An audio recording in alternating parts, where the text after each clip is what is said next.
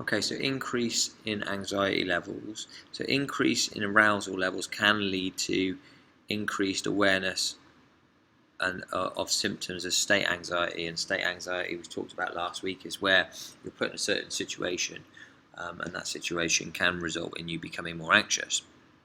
Okay, so arousal can have an impact on that, which leads to both somatic, which is physiological responses, and cognitive state anxiety, which is your mind. So arousal can have an impact on somatic and cognitive anxiety. Where this becomes positive or negative depends on how the individual reacts. So whether they perceive it as being a positive thing or whether they perceive it as being a negative thing. Choking occurs in high pressure situations, such as important events like trying to hit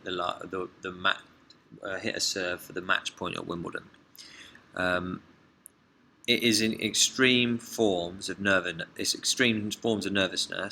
that can negatively impact performance. So if you think back to our Jean van der Velde, where he's on the last tee, he's only got to go down in 6 shots, and he's done it in 4 and 3 previously. We know that he's starting to choke because his arousal's increased, but that's increased his nervousness, which is going to have an impact on him becoming very, very anxious.